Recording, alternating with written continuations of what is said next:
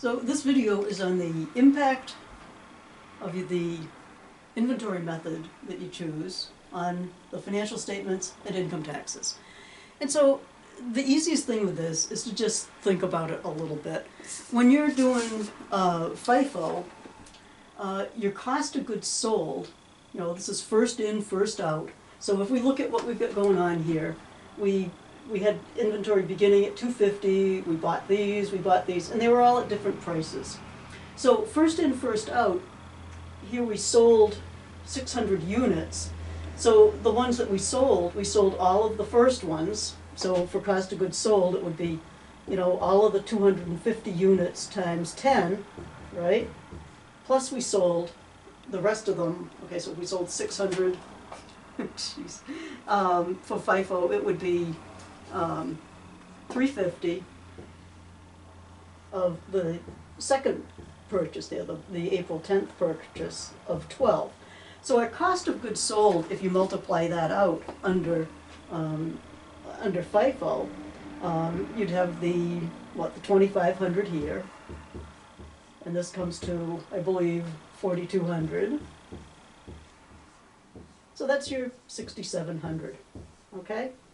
So you think about, this is your FIFO ending, your cost of goods sold is made up of your beginning units, which are going to be the least expensive, and that means that your ending inventory, by definition, for FIFO is going to be made out of your most recent or presumably more expensive items.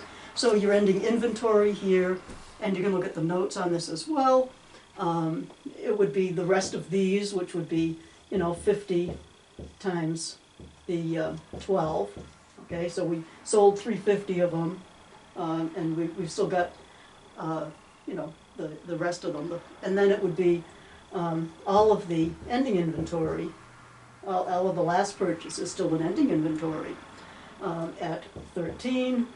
So our ending inventory is made out of the most recent items, and so that comes out to, we get 600 here plus 4,550 here, ending inventory 5,150. And so if we went through the same process, which I'm not going to do because I don't have room, for LIFO and FIFO, for LIFO and average cost, you're going to come out with LIFO, last in, first out.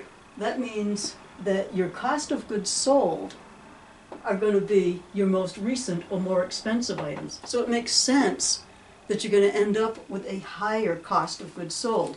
And I'm going to leave you to look at the notes on this, but we come up with 7450 cost of goods sold under LIFO because it's the most recent units. And then we come up with a lower ending inventory of 4,300 because that's the earliest units, okay? And then average cost, you can is going to end up somewhere in the middle, and there you're just taking the total inventory in units, divide it into the total inventory cost, and you get a $11.85 per unit cost. And so your ending inventory comes out at 600 units times 1185, or 7,110, and you can see that's kind of in the middle of those two. And then this is your cost of goods sold and your ending inventory. All right, let's see if I can get my numbers halfway right here, 4740. Okay, so then this brings us to, okay, so what's the impact on the financial statements? Well, we've ended up with different costs of goods sold. So if you remember, we go sales minus cost of goods sold gives you gross profit.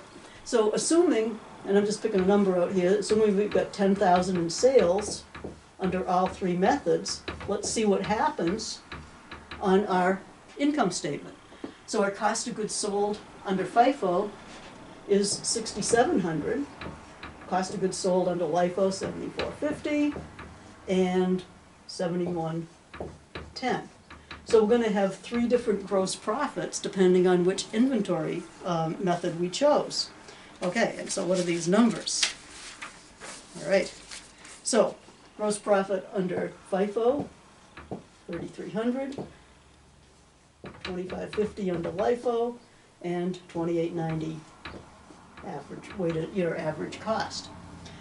So basically, under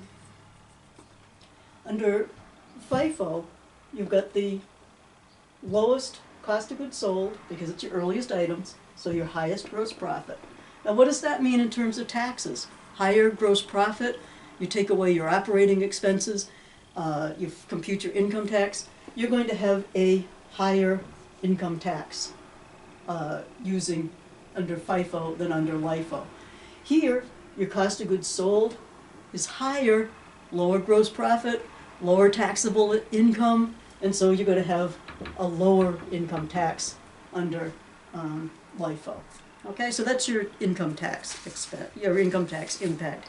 Then we come down to the balance sheet, and the balance sheet inventory is an asset, and so if we look at our ending inventory amounts, we got 5150, okay, under FIFO. One minute, wait. Put that in the right spot here.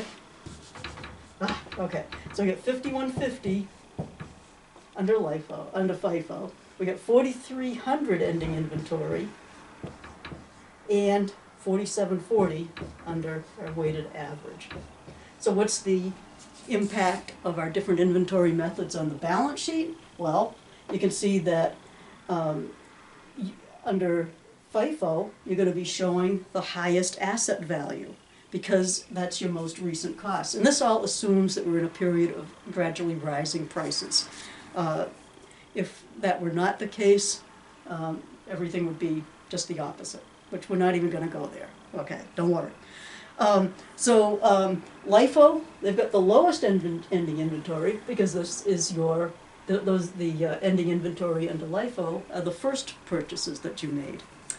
Okay, so that sort of takes you through the impact on financial statements of your, on your income statement, on your balance sheet, and sort of your tax impact. And that's about all you need to know about that at this point. If you go on in accounting, you get into a lot more detail on all of this.